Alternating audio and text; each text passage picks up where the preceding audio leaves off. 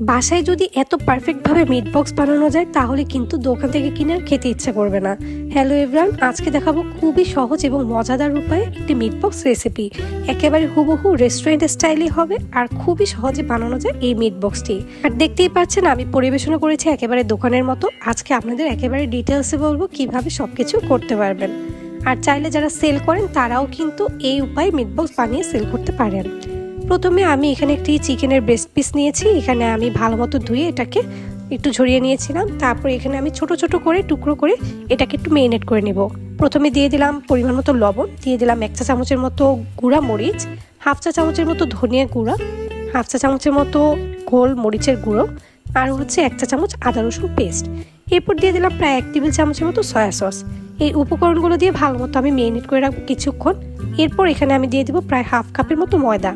আমি একটু একটু করে দিচ্ছিলাম। ভালো মতো একটা আঠালো ভাব চলে আসলে আমি কিন্তু এটাকে কিছুক্ষণ রেখে রেস্টে দিব। আর আমি এই দেখুন একটু পরপর একটু মিক্সড করে নিচ্ছিলাম। ব্যাস ঠিক এরকম একটি আঠালো ভাব চলে এসেছে। আর এখানে আমি ফ্রেঞ্চ ফ্রাইয়ের জন্য আলুগুলোকে এভাবে কেটে ভালো মতো ধুয়ে সেদ্ধ করে নিয়েছি। একেবারে হালকাভাবে একটু ভাব দিয়েছি, একেবারে 100% সেদ্ধ করা যাবে না। এরপর এতে লবণ, গুঁড়ামরিচ আর অল্প একটু ময়দা দিয়ে হালকা একটু কোট করে এটাকে আমি ডুবো তেলে ভেজে নেব। আর দেখতেই পাচ্ছেন কতটা ঝরঝর হয়েছে। আলুগুলো কিন্তু একেবারে ভেঙে যাবে না, ফুল সেদ্ধ করা যাবে না। আর এখানে আমি সসেস নিয়েছি 3টা। এটাকে আমি সুন্দর করে এই শেপে কেটে নিচ্ছি। আপনারা চাইলে আপনাদের পছন্দ শেপ অনুযায়ী কেটে নিতে পারেন। এখানে আমি 3টা সসেজ আমার এরকম হয়েছিল, আমি এরকম কেটে এটাকেও একটু লবণ আর মরিচ দিয়ে মেখে নিয়েছি। সসেজ যেহেতু এটাতে মশলা থাকে অলরেডি, তাই খুব বেশি মশলা দেওয়ার প্রয়োজন নেই। চলুন সবকিছু এবার ভেজে নেওয়ার পালা। এখানে আমি মোটামুটি ডুবো তেল দিয়েছি। তারপর আমি প্রথমে ফ্রেঞ্চ ফ্রাইসগুলো ভেজে নেব। আপনারা কিন্তু চাইলে আমার ফ্রেঞ্চ ফ্রাইয়ের একটা রেসিপি আছে, ফুল রেসিপি, সেটা থেকেও দেখে নিতে পারেন।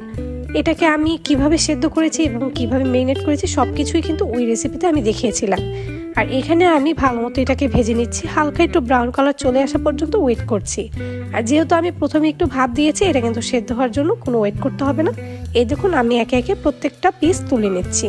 আর দেখতেও কিন্তু খুব বেশি ভালো লাগছিল আর ক্রিস্পি হয়েছিল একেবারে দোকানের মতোই। এবারে আমি একটি টিস্যু পেপারের উপর ফ্রেঞ্চ ফ্রাইগুলো আমি তুলে নিলাম। এরপর আমি চিকেনের পিসগুলো চামচ দিয়ে একটা একটা করে দিয়ে দিব তেলে। হালকা মিডিয়াম আছে ভালো মতো এই চিকেনের পিসগুলোকেও ভালো মতো ভেজে নিচ্ছি। যখন হালকা ব্রাউন কালার চলে আসবে তখন আমি এটাকে তুলে নেব। আর যেহেতু ব্রয়লার চিকেন নিয়েছি, এটা কিন্তু খুব তাড়াতাড়ি সেদ্ধ হয়ে গিয়েছে আর মেরিনেট করার কারণেও কিন্তু খুব তাড়াতাড়ি সেদ্ধ হয়ে গিয়েছে। সবকিছু মোটামুটি ভেজে নেওয়ার পর সসেজগুলোকেও আমি ভালো মতো ভেজে নিয়েছি। এই দেখুন এগুলোকে হালকা একটু কালার চলে আসলে আমি তুলে নেব। আর এখানে কিন্তু আমার হোমমেড মায়োনিজটাও নিয়েছি। এটা আমি সিদ্ধ ডিমের যে মায়োনিজটা হয় সেটা নিয়েছিলাম। এরপর চলুন আমরা এই মিট বক্সটা তৈরি করে নিই। সব উপকরণ আমি একটি প্লেটে নিয়ে এখানে প্রায় 3 টেবিল চামচের মতো মায়োনিজ দিয়ে দিলাম। দিয়ে দেবো 2 টেবিল চামচের মতো টমেটো সস। ব্যাস এতটুকু উপকরণ। আর যদি চাইলে আপনারা একটু লবণ টেস্ট করে দিতে পারেন, তবে আমার কোনো প্রয়োজন পড়েনি, কারণ আমার মায়োনিজেই অনেক লবণ ছিল আর সবগুলো ভাজার মধ্যেও লবণ ছিল।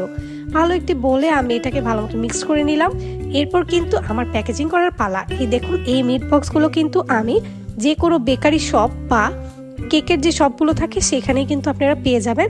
এরপর ভালো মতো এটাকে ফুল অফ বক্স করে উপর থেকে আমি একটি পাইপিং ব্যাগে মেয়োনিজ নিয়ে উপর থেকে এরকম ডিজাইন করে দিচ্ছিলাম। আর আপনারা কিন্তু এই কাজটি করতে পারেন, একেবারে দোকানের মতোই দেখা যাবে। এরপর উপর থেকে একটু টমেটো সসও দিয়েছি। এরপরে যেটা করেছি আমি পাইপিং ব্যাগে একটু বারবিকিউ সস নিয়ে এটার উপরে একটু ডেকোরেশন করে দিচ্ছি। আর দেখুন দেখতে কিন্তু একেবারে হুবহু রেস্টুরেন্টের স্টাইলে হয়েছে। কেউ কিন্তু বুঝতেই পারবে না যে এটা আপনি বাসায় বানিয়েছেন। আর খেতে কিন্তু টেস্ট একেবারে দোকানের মতোই। উপর থেকে একটু সসেজ দিয়ে আমি পরিবেশন করেছি আর একটু কাঁচামরিচ কুচিও দিয়েছি দেখতে যাতে সুন্দর লাগে। ব্যাস তৈরি হয়ে গেল আমার একেবারে হুবহু রেস্টুরেন্টের স্টাইলে মিট বক্স। দেখতে কেমন হয়েছে আপনারা জানাবেন। আর এটি খেতে কিন্তু একেবারে রেস্টুরেন্টের মতোই হয়েছিল। কেমন লাগছে আমাকে কিন্তু অবশ্যই কমেন্ট করে জানাবেন।